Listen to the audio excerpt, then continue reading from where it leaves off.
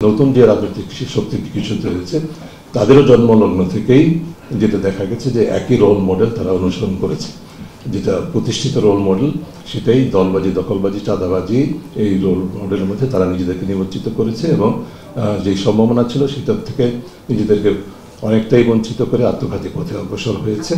এর থেকে উত্তরণের জন্য তাদেরকে নিজেদেরকে ভাবতে হবে। প্রশাসনে এক ধরনের দলীয়করণের পরিবর্তে অন্য ধরনের দলীয়করণ হয়েছে, এক ধরনের জীবনে যেটা হচ্ছে যে দীর্ঘদিন আমরা বাইরে ছিলাম, এখন আমাদের খাওয়ার সময়, এই ধরনের যে প্রবণতা সেটা রাজনীতি, প্রশাসন বিভিন্নভাবে বিভিন্ন ক্ষেত্রে সেটার প্রতিফলন ঘটেছে, যার কারণে সচিবালয়ে অভূতপূর্ব আন্দোলনের থেকে শুরু করে মাঠ পর্যায়ে বিভিন্ন ধরনের ক্ষোভ এবং বিভিন্ন ধরনের অনাচার কিন্তু এক ধরনের ব্যাপকভাবে উদ্বেগজনক জায়গায় আমরা দেখতে পেয়েছি। তাছাড়া যে রাজনৈতিক অঙ্গনে যেটা আমরা দেখতে পেয়েছি, আমাদের যাত্রাটাই কিছু অশুভ ছিল।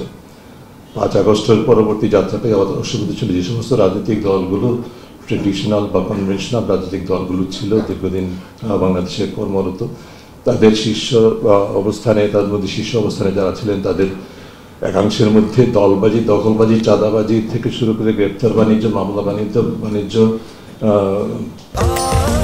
স্বাস্থ্যকর অল টাইম ফ্যামিলি কেক, সব সময় অল টাইম হেলদি লাইফ থেকে শুরু করে বিভিন্ন ধরনের অনাচার, অনিয়ম, দুর্নীতি এবং নিজেদের মধ্যে দ্বন্দ্ব, এটা কিন্তু ঠিক 5 আগস্টের বিকেলবেলা থেকে আমরা পর্যবেক্ষণ করেছি এবং সারা পুরো বছরটাই সেটা অব্যাহত ছিল, ঘনীভূত হয়েছে আরও ব্যাপকভাবে। এবং সেটি কোনো দল উচ্চ পর্যায় থেকে ঘোষণা দিয়েছেন, তার বিপরীত অবস্থান নিয়েছেন, অনেককেই দল থেকে বহিষ্কার করেছেন, কিন্তু সেটা নিয়ন্ত্রিত হয়নি, নিয়ন্ত্রণ করতে পারেননি দলগুলো। সেই দায় দলগুলোকে নিতে হবে।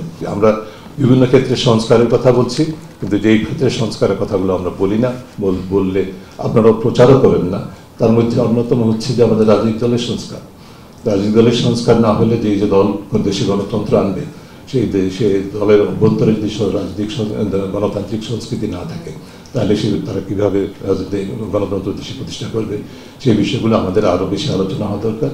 আমরা বলি না রাজনৈতিক দলের প্রতি সংস্কার চাপিয়ে দিতে হবে, রাজনৈতিক দলের সংস্কার রাজনৈতিক দল নিজেরাই করবেন, সেটি আমাদের কাছে আমাদের প্রত্যাশা। সেই জায়গায় তাদের নিজেদেরকে হাত দিতে হবে। অন্য যে ক্ষেত্রগুলোতে সংস্কার নিয়ে আলোচনা হয় না, আমরা প্রতিবেদনে বলেছি, বিশেষ করে গোয়েন্দা সংস্থাগুলো যারা বাংলাদেশের কর্তৃত্ববাদের বিকাশের অন্যতম হাতিয়ার হিসেবে কাজ করেছে, তাদের সংস্কারের কোনো বিষয়ে কোনো আলোচনা নাই।